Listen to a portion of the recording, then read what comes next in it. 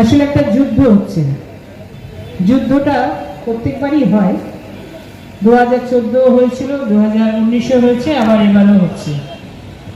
এবারের যুদ্ধটা রাজনৈতিক যুদ্ধ হচ্ছে না, এবারের যুদ্ধটা হচ্ছে কত খারাপ কথা বলে, কত মমতা বন্দ্যোপাধ্যায়ের নামে মিমিক্রি করে, কত বাজে কথা বলে তার বিভিন্ন যারা প্রার্থী হয়েছেন বিভিন্ন জায়গাতে, তারা থেকে শুরু করে স্বরাষ্ট্রমন্ত্রী থেকে শুরু করে প্রধানমন্ত্রী অবধি এরা প্রত্যেকে একদম প্রতিযোগিতা চলছে কে কত খারাপ ভাষা বলতে পারবে। বাংলা সংস্কৃতি এরা জানে না। আমরা জানি যে ওই বাকযুদ্ধ করেও নির্বাচন কোনোদিনই ভালোভাবে জেতা যায় না। মানুষকে ভালোবাসতে শিখতে হয়, উদারতা দেখাতে হয়, আর মানুষের জন্য নির্বাচনে জিততে গেলে, মানুষের জন্য কাজ করতে গেলে কাজ করে দেখাতে হয়, বিশ্বাসযোগ্যতাটা অর্জন করতে হয়। 2014 মিথ্যা প্রতিশ্রুতি দিয়ে ভোট কিনেছেন নরেন্দ্র মোদী, 2019 মিথ্যা কথা মিথ্যা প্রতিশ্রুতি দিয়ে ভোট কিনেছেন নরেন্দ্র মোদী, আবার এবারও মিথ্যা বেশাতি নিয়ে আবার বাজারে বেরিয়ে পড়েছেন।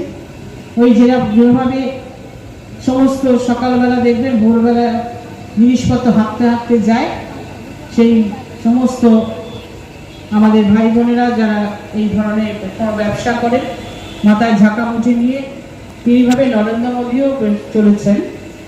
ভোট দিন, ভোট চাই, ভোট চাই, বাংলার ভোট চাই। তার জন্য যত নিচে নামতে হয়, যত নিম্ন স্তরের কথা বলতে হয়, সেইটা এইবারে নির্বাচনে এরা একটা অস্ত্র করেছে।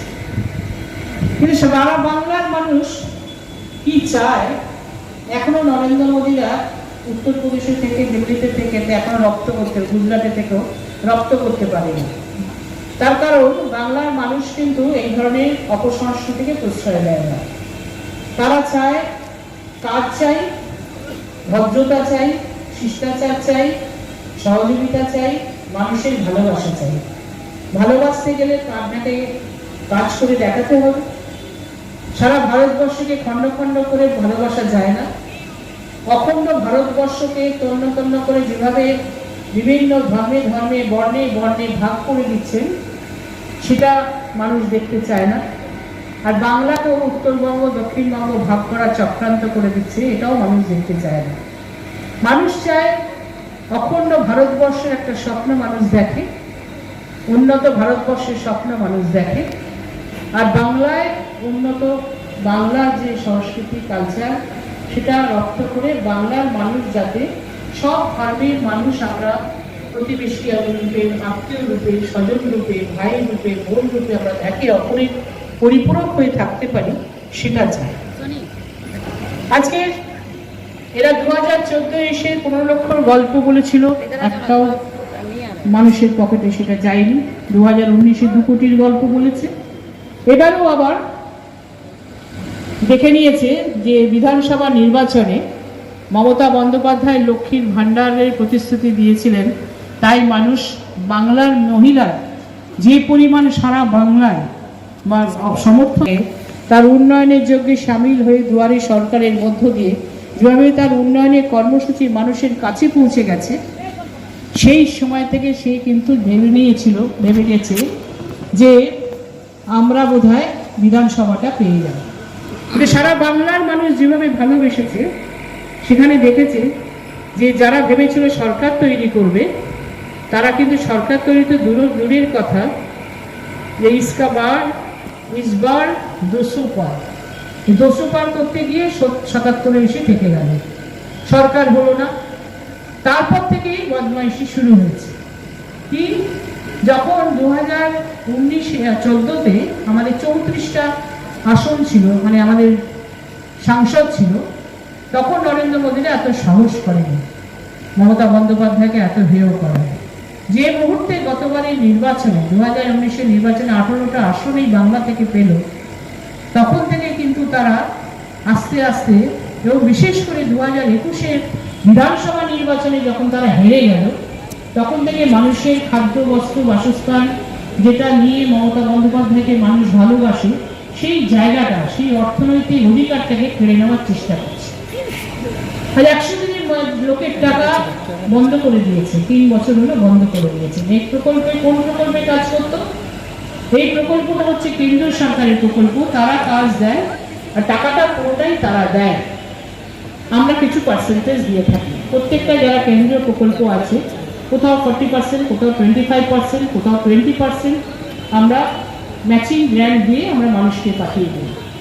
সেই জায়গাটায় পুরো টাকাটা অর্থনৈতিকভাবে বন্ধ করে দিল, যে যদি অর্থনৈতিকভাবে বাংলা দুর্বল হয়ে যায়, তাহলে কিন্তু আজকে মমতা বন্দ্যোপাধ্যায়কে বোধহয় মানুষ আর ভালোভাবে নেবে না, ভালোবাসবে না।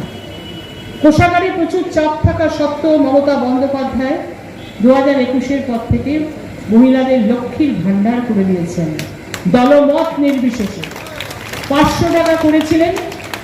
আর এই বাজেটের আগে, জাভেদদারা আছেন, এই বাজেটের আগে ফেব্রুয়ারি মাসে এই 500টা 1000 করে দিয়েছেন, আর যেটা 1000 ছিল সেটাকে 1200 করে দিয়েছে SC ST ওবিসির ক্ষেত্রে। এটা করে কি করেছেন? মানুষের অর্থনৈতিক, মহিলাদের একটা অর্থনৈতিক অধিকার প্রতিষ্ঠিত করেছে, সম্মান প্রতিষ্ঠিত করেছে বাংলার বুকে, সমাজের কাছে। আজকে 10টা টাকা চাইতে গেলেও যে মহিলাদের সম্মান ছিল না তার পরিবারের কাছে, চাইতে হতো তার সন্তান কিংবা তার পরিবারের লোকের কাছে, সেই সম্মান রাখার জন্য তিনি তাকে অর্থনৈতিক স্বাধীনতা দিয়েছেন মমতা বন্দ্যোপাধ্যায় এই 1000 টাকার মধ্য দিয়ে। অথচ এই 1000 টাকাটা কিন্তু পরিবারেরই কাজে লাগাচ্ছেন মহিলারা। মাসের শেষে যখন যখন তার সংসার চালাবার টাকাটা ফুরিয়ে আসে, তখন কিন্তু এই মহিলাদের 1000 টাকা বার করে তার স্বামীর হাতে দিয়ে বলেন যে এই টাকাটা নাও, বাকি দিনগুলো আমাদের কিন্তু বাজার হাট করে সুন্দর করেই চলে যাবে। তাই জন্য হিংসে। সেদিনকে কি বলে গেল অমিত শাহ? বলো উনি 1000 দিচ্ছেন, আমরা 100 টাকা বাড়িয়ে দেবো। কেন? এটা কি ভিক্ষে নাকি? মানুষের সম্মান রাখছেন, মহিলাদের সম্মান রাখছেন, যেন ভিক্ষে দিচ্ছেন 100 টাকা দিয়ে। এটা প্রথমেই ভাবেননি কেন? আপনাদের 15 লক্ষর গল্প 2014-এ বলেছিলেন, তার 10 বছর হয়ে গেল মহিলাদের এই অর্থনৈতিক স্বাধিকারের ব্যাপারটা আপনারা ভাবলেন না কেন? আজ মমতা বন্দ্যোপাধ্যায়কে দেখে হিংসা হচ্ছে, তাই জন্য বন্ধ করে দিচ্ছেন আপনার প্রকল্পের টাকা, এবং তাকে বন্ধ এবং হুমকি দিচ্ছেন আমরা যদি আবার ক্ষমতায় আসি তাহলে এই লক্ষ্মীর ভাণ্ডার বন্ধ করে দেবো, বিধবা ভাতা, বার্ধক্য ভাতা বন্ধ করে দেবো, সমস্ত প্রকল্প আরো যেগুলো চলছে সব বন্ধ করে দেবো। কেন? আগে কিছু নতুন কিছু চালু করো, তারপরে বন্ধ করবে। বন্ধ করতে দেব না, মমতা বন্দ্যোপাধ্যায় একদম পরিষ্কার বলে দিয়েছেন, আমি যতদিন বেঁচে থাকবো আমি কোনো এই প্রকল্প বন্ধ হতে দেব না। আজকে কাল লড়াই হচ্ছে, এবং আমরা এই কারণেই আপনাদের কাছে ভোট ভিক্ষা করছি। আমি প্রার্থী, যদিও আপনারা জানবেন যে মমতা বন্দ্যোপাধ্যায় প্রার্থী 42 জন আমরা দাঁড়িয়েছি সারা পশ্চিমবাংলায় 42টা আসনে। আসল প্রার্থী কিন্তু মমতা বন্দ্যোপাধ্যায়। গত 5 বছর আগেও আমি আপনাদের আশীর্বাদে জিতেছিলাম। যথাসম্ভব 2 বছর কোভিডের জন্য আমরা সাংসদ প্রকল্প পাইনি, প্রকল্পের টাকা। যে 3 বছর পেয়েছিলাম তার মধ্যে গভর্নমেন্টের কিছু কাজ করেছি আমরা। যখন ভ্যাকসিন যখন কোভিড হয়েছিল, যখন ভ্যাকসিন প্রচুর টাকা দিয়ে মানুষকে কিনতে হচ্ছিল নিজে বাঁচবার জন্য, মমতা বন্দ্যোপাধ্যায় তখন তার সরকার থেকে বললেন যে এই টাকা মানুষ দিতে পারবে না, গরিব মানুষ এই ভ্যাকসিনে টাকা দিতে পারবে না। তিনি বিনা পয়সায় ব্যবস্থা করলেন। তিনি সাংসদদের সাহায্য করতে বললেন। আমি 1,10,00,000 টাকা সাংসদ প্রতিষ্ঠাতা থেকে আমি গভর্নমেন্টকে দিয়েছিলাম যে বিনা পয়সায় যাতে ভ্যাকসিনটা আজকে মমতা বন্দ্যোপাধ্যায় সরকার আপনাদের দিতে পারে, এবং দিয়েওছে। আজকে 3 বছরে সাংসদ কোটা আমি প্রত্যেকটা ওয়ার্ডে, আমার 59টা ওয়ার্ড, আমি প্রত্যেকটি ওয়ার্ডের স্কিম অনুযায়ী আমি যেরকমভাবে স্কিম দিয়েছি আমি চেষ্টা করেছি আমি তাদেরকে দিয়ে উন্নয়নের কিছু কাজ করে আপনাদের কাছে আবার পুনরায় আবার যে নির্বাচিত হয়েছে কিছু জবাবদিহি করার জন্য যেটুকু পেরেছি আমি সবাইকে চেষ্টা করেছি। এবং গভর্নমেন্টের কিছু, যখন অ্যাম্বুলেন্স ছিল না, যখন এখানে একটা হার্স ভ্যান মানে শবদাহকারী গাড়ি ছিল না, আমরা সেগুলো করেছি। আমার যে পরিচয়পত্র আপনার বাড়ি বাড়ি যাচ্ছে সেগুলোতে আপনারা দেখবেন। ইনস্টিটিউট অফ চাইল্ড হেলথ এই পাকসার কাছে লোকে বাচ্চাদের সুন্দর চিকিৎসা হয়, শিশুদের, সেখানে ওরা একটা সাহায্য চেয়েছিলেন, সবার কাছেই চাইছেন, কারণ এটা এত টাকা আসবে কোথায়। ডাক্তার অপূর্ব ঘোষ ডিরেক্টর হয়ে আছেন। আমরা একটা লিমিটেশন থাকে ওই সংস্থাকে কিছু সাহায্য করতে গেলে। আমি পুরো লিমিটেশনের টাকাটা অর্থাৎ 50 লক্ষ টাকা আমি দিয়েছি ইনস্টিটিউট অফ চাইল্ড হেলথে বাচ্চাদের চিকিৎসা করবার জন্য। স্কুল কলেজ থেকে শুরু করে, পাঠাগার থেকে শুরু করে বিভিন্ন জায়গাতে চেষ্টা করেছি যতটা সম্ভব আপনাদের কাজ করে দেওয়ার জন্য। এবারও আপনাদের প্রার্থী হয়েছি। আমরা বলবো যে আপনারা 42টা আসলে 42টাতেই আপনারা তৃণমূলকে জয়ী করুন, কারণ মমতা বন্দ্যোপাধ্যায়ের হাত যত শক্ত হবে তত কিন্তু আপনারা জানবেন যে নরেন্দ্র মোদীর বিরুদ্ধে আপনাদের জন্য লড়াই করার সাহস পাবেন, এবং সেই শক্ত হাত দিয়ে তিনি লড়বার শক্তি পাবেন। কারণ যেভাবে যে হারে বলছে one nation one vote, one election one vote, অর্থাৎ একবারই ইলেকশন হবে, পঞ্চায়েত হবে না, কর্পোরেশন হবে না, বিধানসভা হবে না, ওই একটাই নির্বাচন হবে। আর হিটলারের মতো একবারে উনি শাসনে থেকে যাবেন, বারবার ওই আইনটা পাশ করিয়ে নেবে। এবার যদি জিতে আসে এই আইনটা পাশ করিয়ে নেবে সংখ্যাধিক্যের জন্য। বহু এরকম বেআইনি আইন যেটা মানুষের কাজে আসে না, যে আইন যেটা মানুষের পরিপন্থী যে আইন, সেগুলোকে সংখ্যাধিক্যের জোরে আস্তে আস্তে মোদী সরকার সমস্তটাই পাস করিয়ে নিচ্ছে। আর সারা ভারতবর্ষটাকে তার বন্ধু বান্ধবের কাছে বিক্রি করে দিয়েছেন, সংহতিকে নষ্ট করে দিয়েছেন, সংবিধানকে নষ্ট করে দিচ্ছেন। সারা ভারতবর্ষের যে ঐক্যের চেহারাটাও আজকে মানুষে মানুষে ভেদাভেদ তৈরি করে দুর্বল করে দিচ্ছেন। সারা বিশ্বের কাছে ভারতবর্ষের মানটাকে ক্রমাগত নিম্ন দিকে নিচের দিকে এনে দিচ্ছেন, যাতে আগামী দিন সারা ভারতবর্ষ বিশ্বের চোখে যাতে আর কিছু দাঁড়াতে না হয়। এই চক্রান্ত চলছে, কাজ কিছু করেনি, অর্থনীতির কোন চিন্তা নেই, কিভাবে দেশের অর্থনীতিকে চাঙা করতে হয় তার জন্য তার কোনো পরিকল্পনা নেই, মানুষের চাকরি বাকরির স্বপ্ন দেখাবার কোনো ব্যবস্থা নেই, মানুষকে কি করে অর্থনৈতিক স্বাধীনতা দিতে হয় তার কোনো চিন্তা নেই।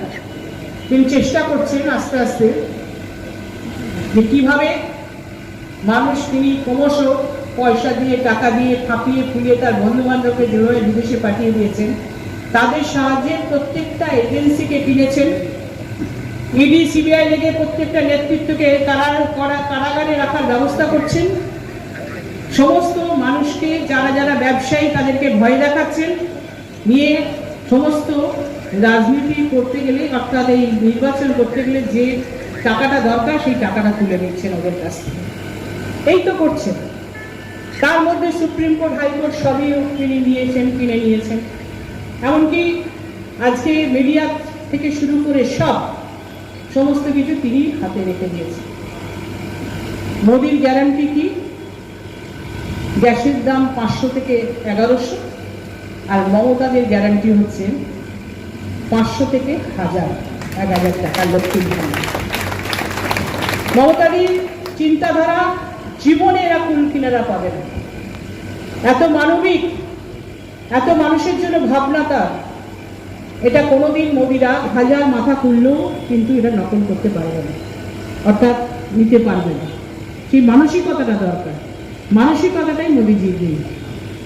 আজকে এই জায়গায় দাঁড়িয়ে শুধু বলবো, ভারতবর্ষে দক্ষিণ কলকাতায় কোনোদিন তৃণমূল হারেনি, সাংসদ হয়েছেন আজকে মমতা বন্দ্যোপাধ্যায় 7 বার, সুব্রত বক্সী 1.5 বার ছিলেন, একটা হাফ টার্ম ছিলেন, একটা ফুল টার্ম ছিলেন। তারপরে গত 5 বছর আপনারা তৃণমূলকেই আশীর্বাদ করেছেন, এবারও আমাদের আশীর্বাদ করবেন এই আশা রেখে। মমতা বন্দ্যোপাধ্যায় হাত শক্ত করার জন্য আপনারা 1 নম্বর, আপনি জানেন 1 জুন 3 নম্বর বোতাম টিপে, 1 জুন 3 নম্বর বোতাম টিপে আপনারা আমাকে সমর্থন জানাবেন এই আশা রেখে আপনাদের আশীর্বাদ চেয়ে, সহযোগিতা চেয়ে শেষ করছি।